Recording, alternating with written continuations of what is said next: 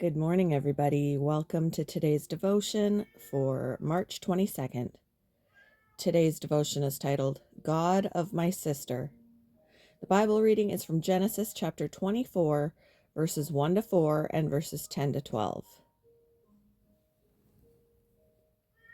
Abraham was now very old, and the Lord had blessed him in every way.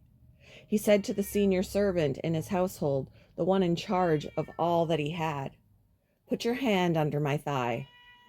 I want you to swear by the Lord, the God of heaven and the God of earth, that you will not get a wife for my son from the daughters of the Canaanites, among whom I am living, but will go to my country and my own relatives and get a wife for my son Isaac."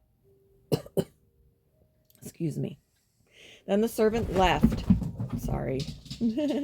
Then the servant left, taking with him 10 of his master's camels loaded with all kinds of goods.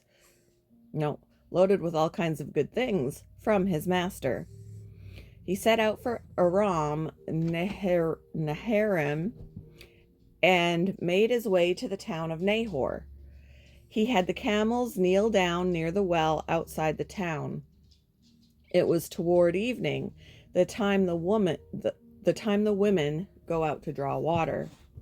Then he prayed, "Lord, God of my master Abraham, make me successful today and show kindness to my master."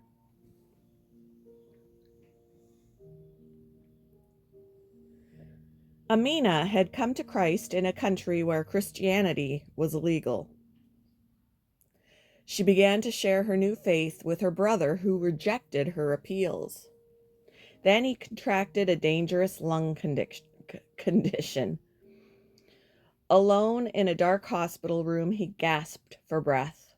He wasn't ready to acknowledge Jesus as God's son, and he feared speaking the name of Christ aloud. Someone might hear him. So he called out, "God of my sister, please help me now." Suddenly, he could breathe easily, and the room brightened inexplicably. His journey to belief in Jesus began that day. In Genesis, Abraham's servant went on a quest to find a wife for his master's son. First, he prayed to the God of my master Abraham. Why? The servant knew God had told Abraham, "I will make you into a great nation." God repeated that promise, and Abram believed the Lord, and God credited it to him as righteousness.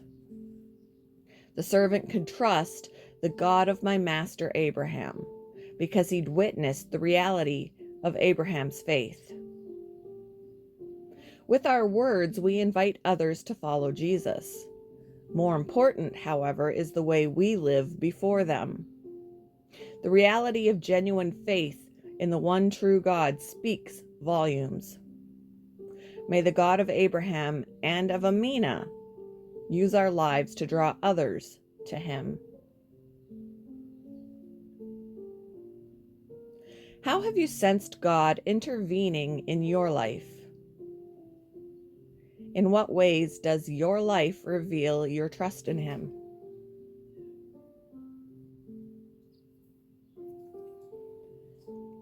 Thank you for joining me for today's devotion, and I hope you all have a wonderful day.